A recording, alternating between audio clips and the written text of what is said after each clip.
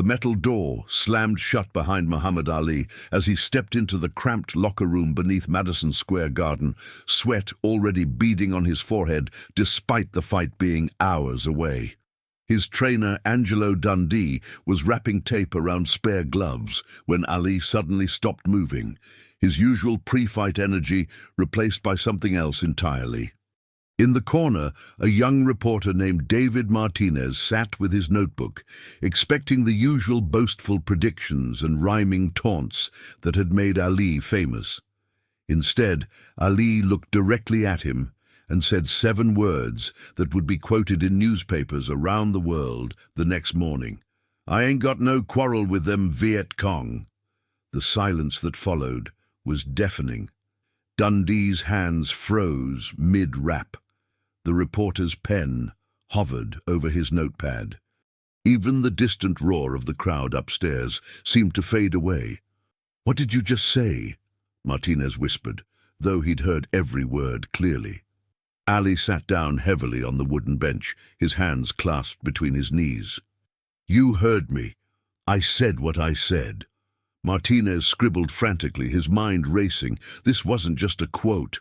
This was a bombshell that would explode across every front page in America.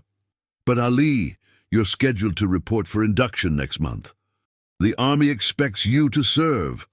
"The Army can expect whatever it wants," Ali replied, his voice steady but quiet. "I expect to follow my conscience." Dundee finally found his voice. "Champ, maybe we shouldn't be talking about this right now. You got a fight in 3 hours. But Ali wasn't listening to his trainer anymore. He was staring at something beyond the concrete walls, beyond the arena, beyond the moment. "You know what's funny, David? They want me to go halfway around the world to fight people I never met, people who never called me nigger, people who never lynched my ancestors, people who never made me sit in the back of the bus." Martinez kept writing, his hand cramping from the speed. He knew he was witnessing history being made in real time. "But I can't get a hamburger in half the restaurants in my own hometown," Ali continued. "I can't stay in half the hotels. I can't send my kids to half the schools. And they want me to fight for freedom. Whose freedom?" The locker room door opened and Bundini Brown, Ali's assistant trainer and spiritual advisor, walked in carrying a bucket of ice. He took one look at the scene and immediately sensed the tension. "What's going on in here?" Bundini asked, setting down the bucket. "The champ just made a statement about Vietnam," Dundee said carefully. Bundini's eyes widened. He'd been with Ali through the conversion to Islam, through the name change from Cassius Clay, through all the controversy that had followed. But this felt different. This felt bigger. "Ali," Bundini said slowly, "you know what you're doing." "For the first time in my life, I know exactly what I'm doing," Ali replied. "I'm standing up for what I believe in." Martinez looked up from his notebook. "Can you elaborate on that? What exactly do you believe in?" Ali stood and began pacing the small room, his energy returning but channeled differently now. "I believe in the teachings of the Honorable Elijah Muhammad. I believe that war is against the will of Allah. I believe that taking life is wrong unless it's in self-defense." "But what about serving your country?" Martinez pressed. "Which country?" Ali shot back. "The country that enslaved my people for 400 years? The country that still treats us like second-class citizens? The country that sends black boys to die for freedoms they don't have at home?" Dundee shifted uncomfortably. He'd trained fighters for 30 years, but he'd never had one who carried this kind of burden, this kind of spotlight, this kind of responsibility. "Champ," Dundee said quietly, "you know what this is going to cost you, right? The boxing commission, the government, the fans." Ali stopped pacing and looked at his trainer with something approaching pity. "Angelo, you think I don't know? You think I haven't thought about this every day for months? You think I want to give up everything I've worked for?" He sat back down, his voice dropping to almost a whisper. "But what's the point of being heavyweight champion of the world if I can't be heavyweight champion of my own conscience?" Martinez felt goosebumps rise on his arms. He'd covered hundreds of fights, interviewed dozens of champions, but he'd never heard anything like this. The government's going to come after you, Martinez said.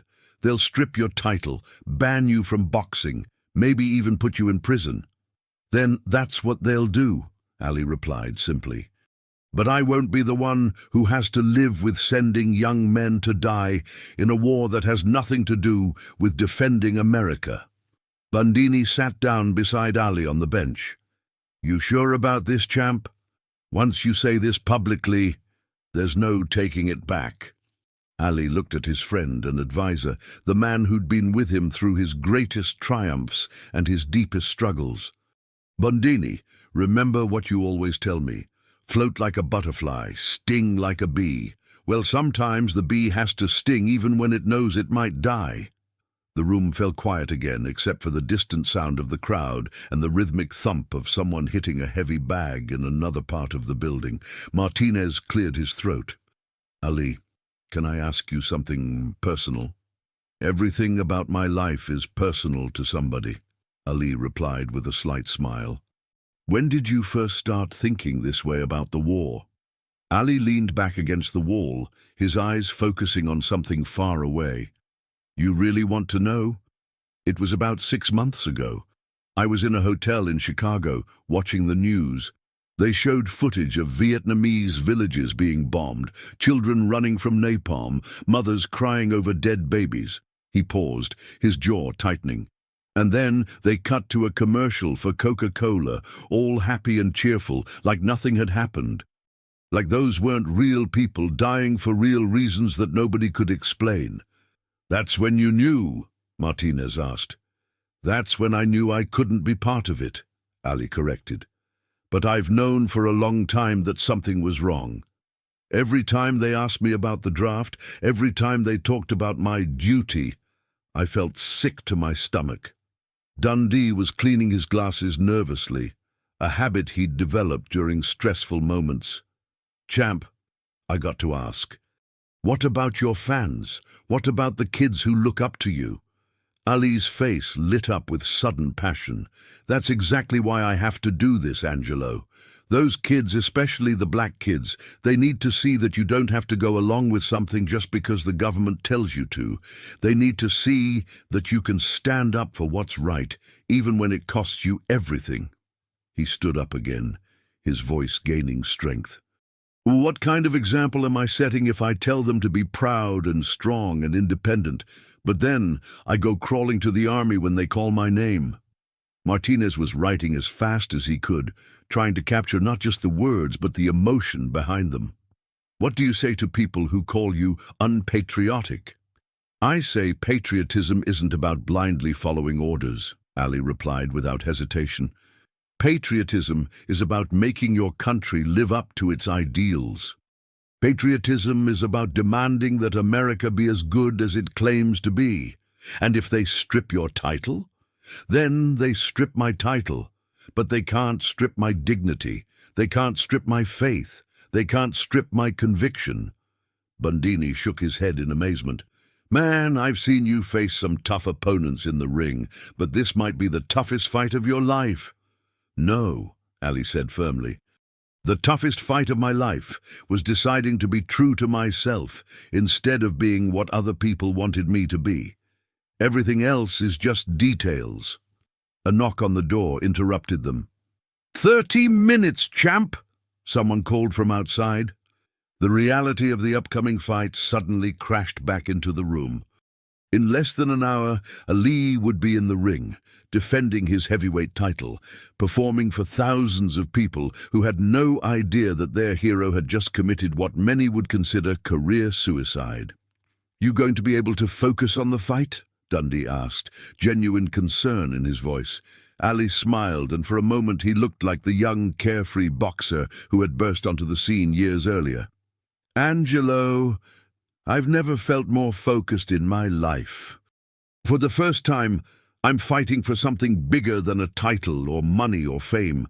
I'm fighting for the right to be myself. Martinez closed his notebook and stood up. Ali, I have to ask one more question. Are you prepared for the possibility that this could end your career? Ali looked at the reporter for a long moment, then walked over to the mirror hanging on the wall. He stared at his reflection, seeing not just the face of the heavyweight champion, but the face of a young black man in 1967 America, a Muslim in a Christian country, a conscientious objector in a time of war. "David," he said finally, still looking in the mirror, "my career was never just about boxing. It was about being a voice for people who don't have a voice. It was about showing the world that a black man could be proud and strong and unafraid." He turned away from the mirror and faced the room. "If I back down now, if I let fear make my decisions for me, then I was never really a champion at all. I was just a good fighter who got lucky." The knock came again, more insistent this time. 20 minutes, champ." Dundee began gathering the equipment, his movements automatic after years of routine. But nothing about this night felt routine. "You know what's going to happen when this story breaks?" Martinez asked, tucking his notebook into his jacket pocket. "I know exactly what's going to happen," Ali replied. "Half the country's going to hate me. The other half's going to think I'm crazy. The government's going to try to destroy me. The boxing establishment's going to turn their backs on me. And you're okay with that?" Ali sat down to have his hands wrapped, a ritual he'd performed hundreds of times before every fight. But as Dundee began the familiar process, Ali's mind was clearly elsewhere. "You know what my grandmother used to tell me when I was little?" Ali said, watching Dundee work. "She used to say, 'Cassius, you can't please everybody, so you might as well please God.' I never really understood what she meant until now." Bundini nodded approvingly. "Your grandmother was a wise woman." "She was," Ali agreed. "She also used to say that the hardest thing in life isn't fighting your enemies. It's fighting your friends when they're wrong." Martinez felt the weight of the story he was about to tell. "Ali, do you have any message for the American people?" Ali thought for a moment, then spoke slowly and deliberately. "I want them to know that I love this country. I love it enough to want it to be better. I love it enough to risk everything to make it live up to its promises. And for the young men facing the draft, I want them to know they have a choice. They always have a choice. The government can draft your body, but it can't draft your conscience. Only you can surrender that." The door opened and a fight official stuck his head in. "Time to go, champ. They're ready for you." Ali stood up, flexed his fingers in the fresh wraps, and shadowboxed for a few seconds. The familiar movement seemed to center him, to bring him back to the present moment. "You ready?" Dundee asked, though he was clearly asking about more than just the fight. "I've been ready my whole life for this moment," Ali replied. "I just didn't know it until today." As they prepared to leave the locker room, Martinez gathered his things and headed for the door. But Ali called him back. "David," Ali said, "when you write this story, I want you to remember something. This isn't about Muhammad Ali being brave or heroic or special. This is about every person having the right to follow their conscience, even when it's hard, even when it costs them everything." "I'll remember," Martinez promised. "And remember this too," Ali continued. "They can take away my title, they can take away my livelihood, they can even take away my freedom, but they can't take away the truth. And the truth is that no government has the right to force a man to kill against his conscience." They walked out of the locker room together, Ali in his white robe with the greatest embroidered on the back, his entourage surrounding him like a protective shield.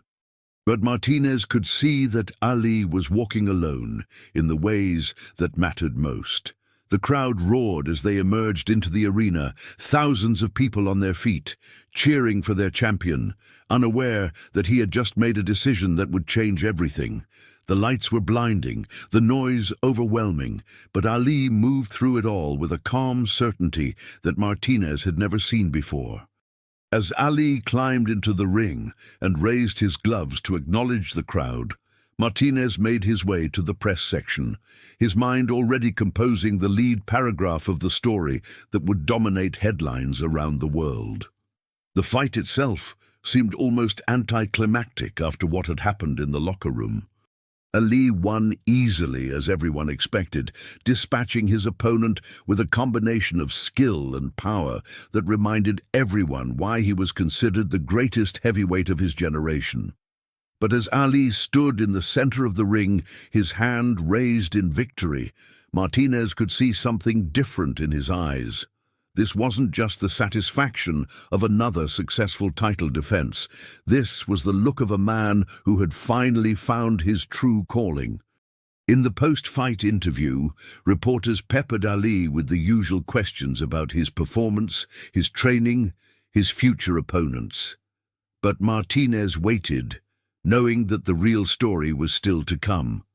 Finally, someone asked about the draft, about his upcoming induction date, about his plans for military service. Ali looked directly into the television cameras, knowing that his words would be broadcast into millions of American homes, and repeated what he had said in the locker room. "I ain't got no quarrel with them Viet Cong." The reaction was immediate and explosive. Reporters shouted questions, cameras flashed, officials huddled in urgent conversation. But Ali remained calm, answering each question with the same steady conviction he had shown earlier. "Are you refusing to be inducted?" one reporter shouted. "I'm following my conscience and my religion," Ali replied. "If that means refusing induction, then yes." "What about your title? What about your career?" "My title and my career are in God's hands now," Ali said simply.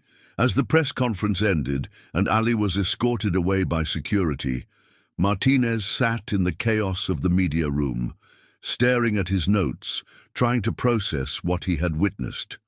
He had come to cover a boxing match and instead had documented a moment that would define not just Ali's legacy, but an entire generation's relationship with authority, with war, with the very meaning of patriotism and conscience. The story Martinez filed that night would be picked up by newspapers around the world. The quote about the Viet Cong would be repeated in congressional hearings, in protest speeches, in history books. It would inspire some and enrage others, but it would never be forgotten. Within weeks, the boxing commissions would strip Ali of his title. Within months, he would be banned from fighting in every state in America. Within a year, he would be convicted of draft evasion and sentenced to 5 years in prison. But on this night, in a cramped locker room beneath Madison Square Garden, Muhammad Ali had won the most important fight of his life. Not against an opponent in the ring, but against the forces that demanded he sacrifice his principles for his career, his conscience for his comfort, his truth for their approval.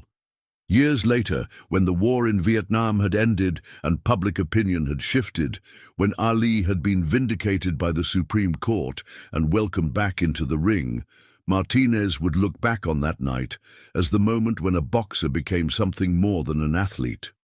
He became a symbol of the power of individual conscience, the courage to stand alone against the crowd, the willingness to sacrifice everything for the sake of principle.